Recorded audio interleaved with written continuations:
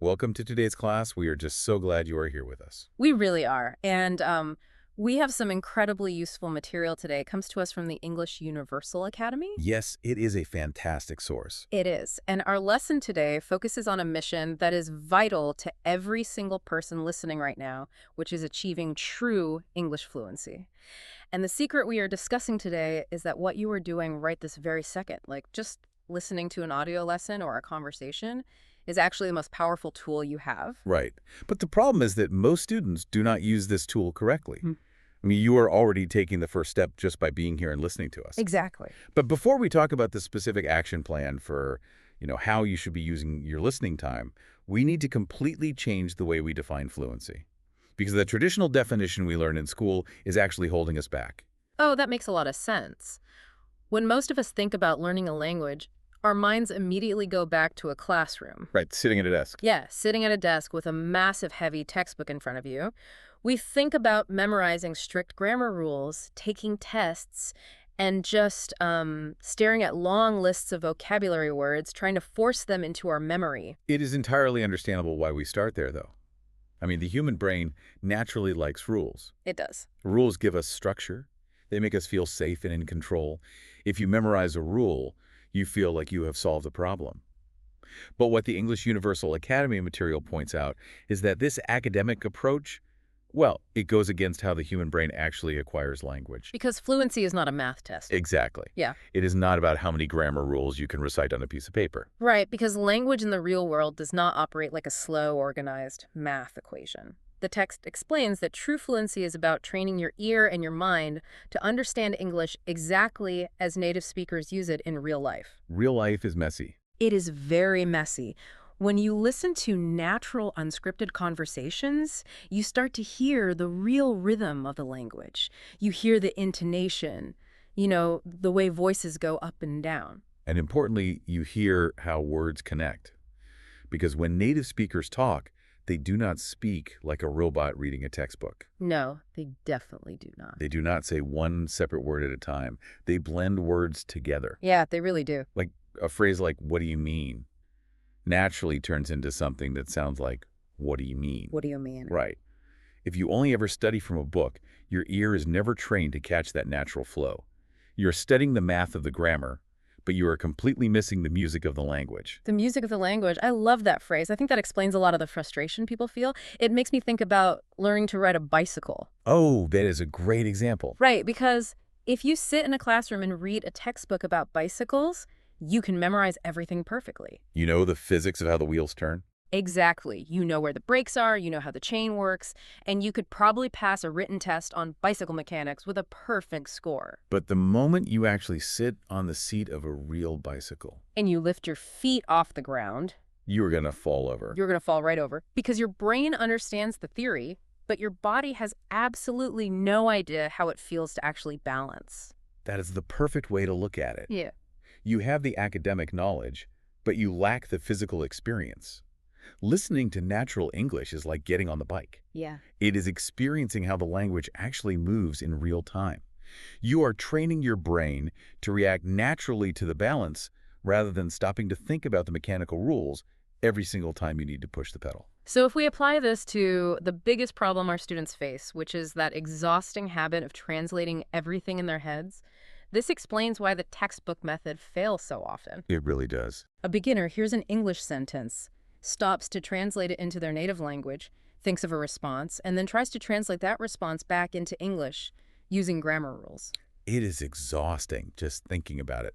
And by the time you do all of that mental translation, the conversation has already moved on to a completely different topic. Right. Human speech moves at about 150 words per minute. You simply do not have the time to do the math. When you spend time just listening to the natural rhythm of a real conversation, your brain realizes that the translation strategy is too slow. It just cannot keep up. No, it cannot. So out of pure necessity, your brain is forced to adapt. So it starts relying on pattern recognition instead. It stops trying to define every individual word and starts trying to grasp whole thoughts based on the context of the situation. Precisely. You begin to understand the meaning of an entire sentence based on the emotion in the speaker's voice, the situation they are in, and the flow of the conversation. You just bypass the dictionary in your head completely. Exactly. You learn to prioritize successful communication over trying to be grammatically perfect. Which is a huge relief, honestly. You do not have to be perfect. But this brings us to a very practical question for our class today. If breaking this translation habit requires exposing the brain to this natural flow, well, what does that look like in practice? That is the big question. Because I think a lot of students assume that to fix this, they need to lock themselves in a room and listen to English for 5 hours a day until their brain finally adapts. Oh, that sounds miserable. And that is a very common misconception. But thankfully, it is completely wrong. Good. The material from English Universal Academy gives us a much more manageable strategy. The secret to fluency is not exhausting yourself with marathon study sessions. The actual secret is consistency. Doing a little bit, but doing it regularly. Yes, the text recommends listening for just 15 or 20 minutes every day. Just 15 or 20 minutes. That is the magic number, just 15 or 20 minutes. But the absolute key is that you have to do it again and again every single day without skipping. So no days off. Right. This short daily repetition is what teaches your brain to recognize those audio patterns automatically. Okay, I need to stop you there and push back on this a little bit because if we are being completely honest, when a beginner listens to native speakers talking at full speed, it does not sound like a conversation. No, it really does not. It sounds like a fast, intimidating wall of noise.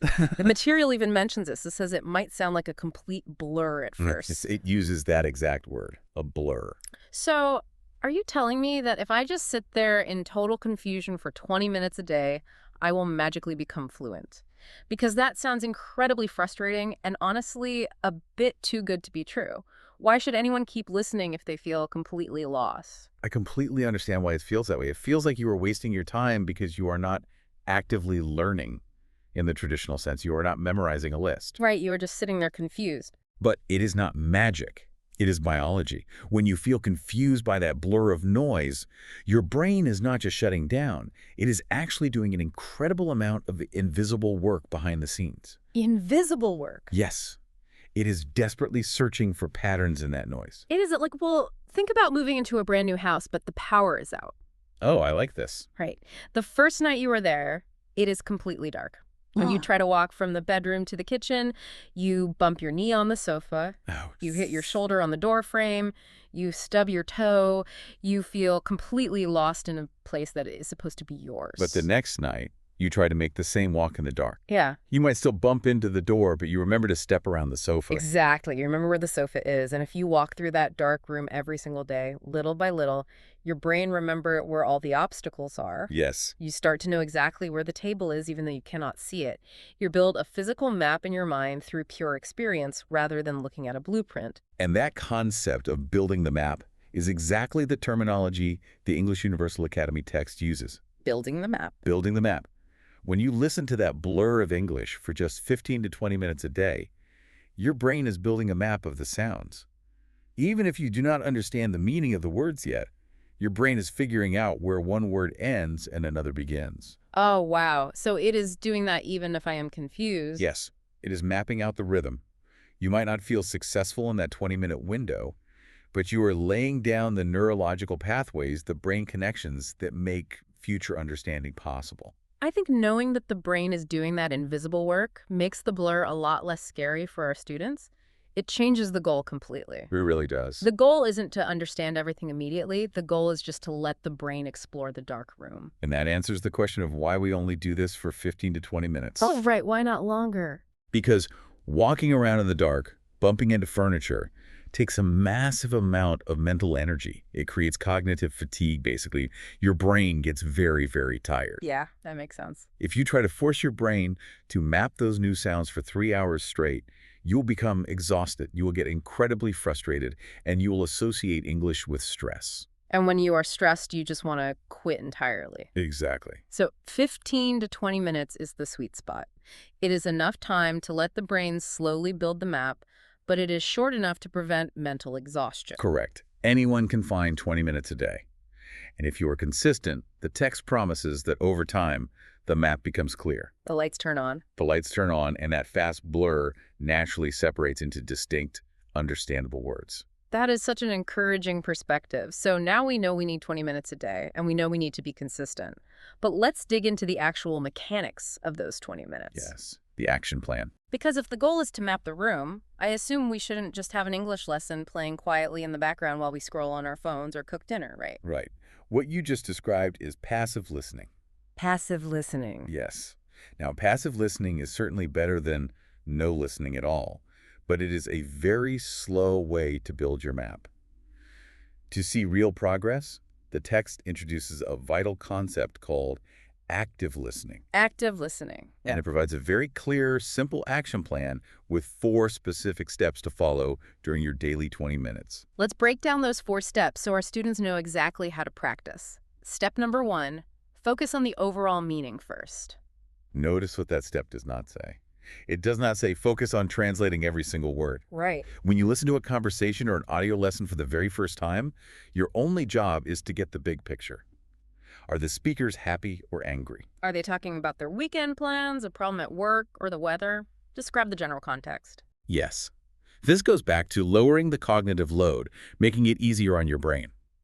By only listening for the overall situation, you are taking all the pressure of perfection away. You do not need to pause and check a dictionary every 5 seconds. Exactly. You are just observing the environment. It lowers your anxiety. Okay, so that is step 1, get the big picture. Once you have established that general meaning, you are ready for step number 2.